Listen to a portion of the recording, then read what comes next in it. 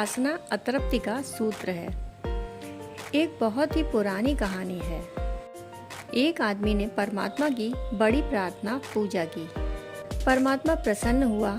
जिस शंख को बजाकर वह आदमी पूजा करता था, परमात्मा ने कहा, अब यह शंख तेरे लिए वरदान है, तू इसे संभाल कर रख और तुझे जो भी इससे मांगना हो मांग लेना, वह तुझे मिल जाएगा। वह आदमी घर आ गया। पहले तो बड़ा उत्तेजित रहा।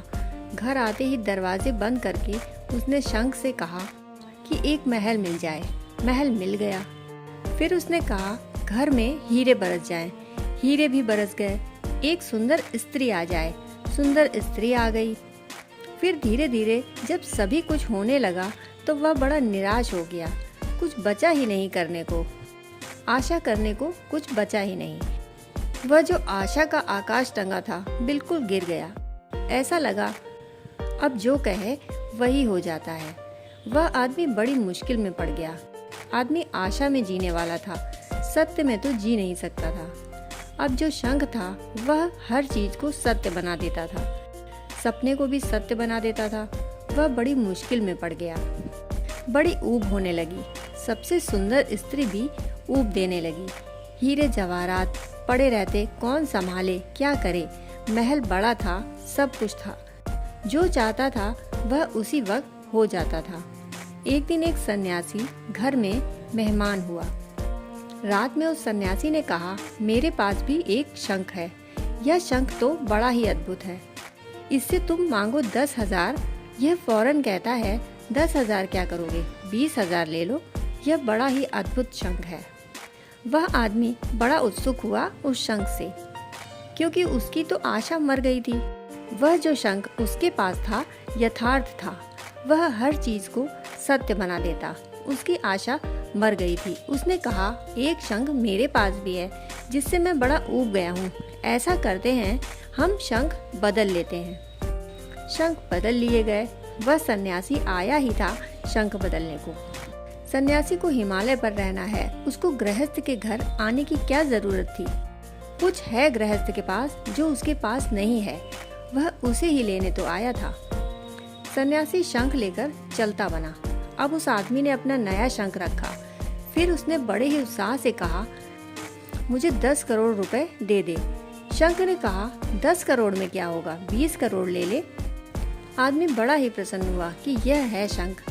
उसने शंख से कहा, अच्छा 20 करोड़ दे दे। शंख ने कहा, 20 करोड़ में क्या होगा, 40 करोड़ ले ले। वह महाशंख था। वह सिर्फ बोलता ही था। तुम जितना कहो उसका 2 गुना करके बोलता था।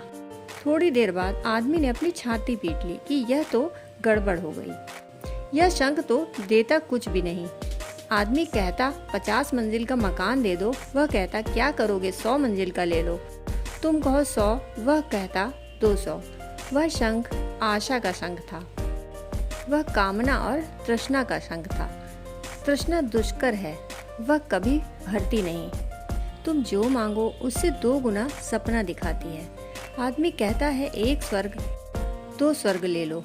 एक परमात्मा चाहिए, हम 2 दिए देते हैं, मगर लेना देना कुछ भी नहीं, सिर्फ कोरी बातचीत थी। वह छाती पीटता था, लेकिन अब तो देर हो चुकी थी।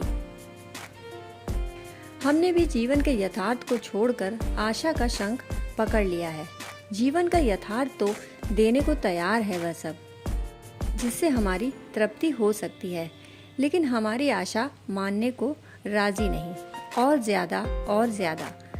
आशा का अर्थ ही है और जितना हो उससे ज्यादा, जो हो उससे ज्यादा। कुछ भी मिल जाए, आशा तृप्त नहीं होती। आशा तो अतृप्ति का सूत्र है। इसीलिए तो कहा जाता है, भविष्य की चिंता छोड़ो, वर्तमान पर्याप्त है। जो हमारे पास है हम उसकी फिक्र करें। जो हमारे पास है वह जरूरत से ज्यादा है, जरा उसे भोगें। सपने ना फैलाएं। सत्य काफी है, काफी से कहीं ज्यादा। दोस्तों, कहानी सुनने के लिए आपका बहुत बहुत आभार।